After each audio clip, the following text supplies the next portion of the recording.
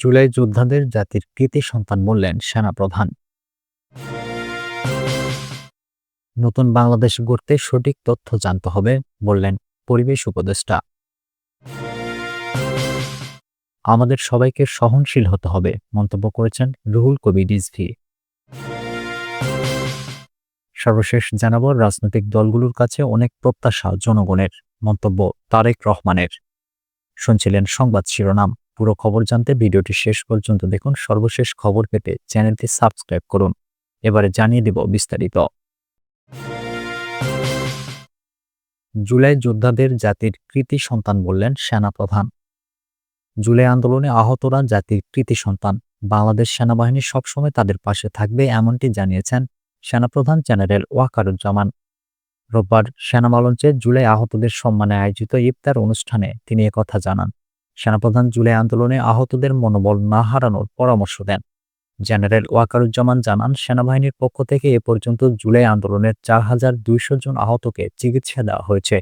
এই সহায়তা কার্যক্রম এখনও চলমান আছে বলে জানিয়েছেন তিনি। সেনাপ্রধান বলেন, আহতদের আর্থিক সহায়তা দিতে কাজ করছে সেনাবাহিনী। পাশাপাশি ব্যবসায়ী ও বিভিন্ন প্রতিষ্ঠানও আহতদের সহায়তায় এগিয়ে এসেছে। জুলাই আন্দোলনে আহতদের উদ্দেশ্যে তিনি বলেন, আপনারা জাতির কৃতি সন্তান। আমরা আপনাদের পাশে আছি সব সময়। আপনারা মনোবল হারাবেন না। নিশ্চয়তা দেওয়া হচ্ছে, আহতদের পাশে থাকবে সেনাবাহিনী। তাদের পুনর্বাসনে সহযোগিতা করা হবে। নতুন বাংলাদেশ গড়তে সঠিক তথ্য জানতে হবে বললেন পরিবেশ উপদেষ্টা।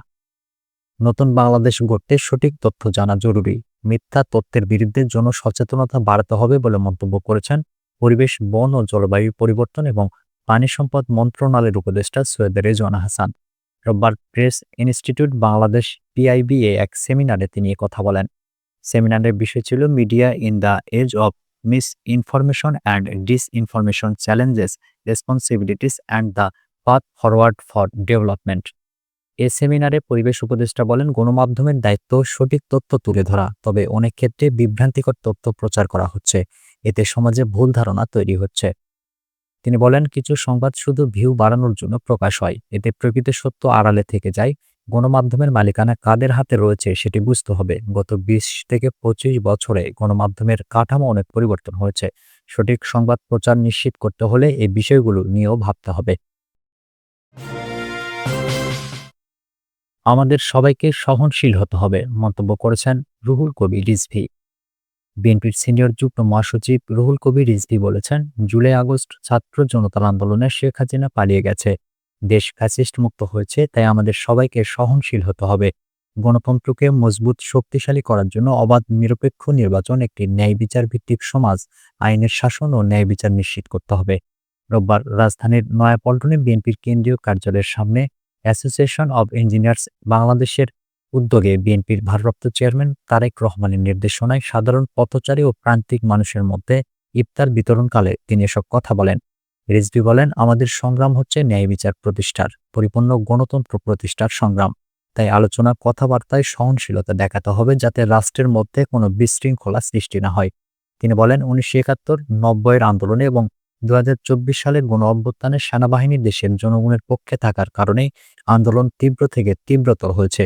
তারা জনগণের পক্ষে থাকার কারণে ফ্যাসিস্ট হাসিনা পালাতে বাধ্য হয়েছে। তাই আমাদের এই প্রতিষ্ঠানকে মর্যাদা দিতে হবে, সম্মান দেখাতে হবে। বিএনপির এই নেতা বলেন, সতর্ক থাকতে হবে, যেসব প্রতিষ্ঠান গণতন্ত্রের জন্য লড়াই করেছে, আমাদের দ্বারা সেসব প্রতিষ্ঠানের যেন কোনো ক্ষতি না হয়। মনে রাখতে হবে, ৭১ সালে আমাদের দেশের সেনাবাহিনী সর্বোপরি এদেশের জনগণের সঙ্গে ছিল।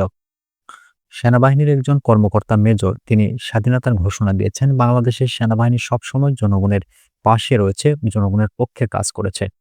আমরা ৯০-এর আন্দোলনেও দেখেছি, আন্দোলন যখন তুঙ্গে তখন সেনাবাহিনী জনগণের পক্ষে অবস্থান নিয়েছে।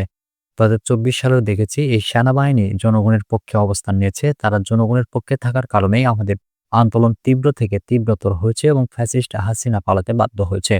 তাই এই প্রতিষ্ঠানকে মর্যাদা দিতে হবে, আমাদের সম্মানও দেখাতে হবে।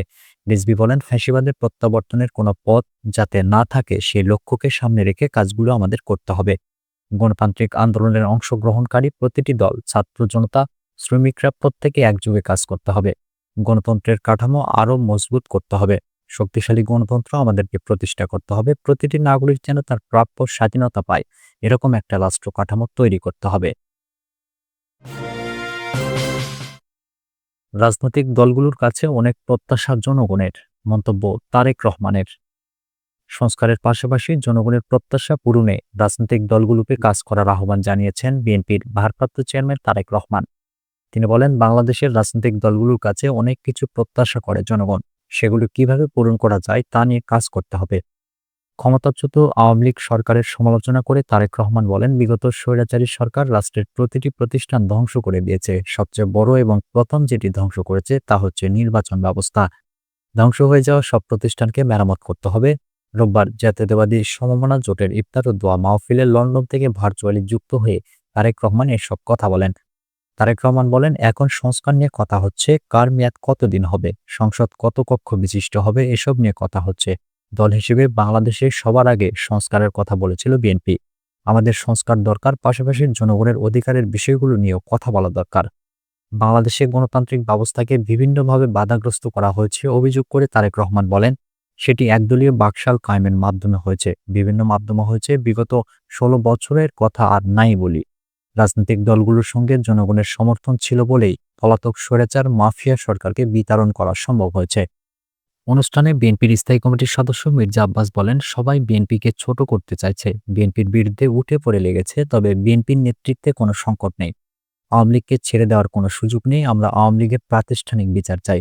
কোনোভাবে যেন এদেশের শান্তি শৃঙ্খলা না আসে, বিদেশি কিছু এজেন্ট সেই অপচেষ্টা করছে বলে তিনি অভিযোগ করেন।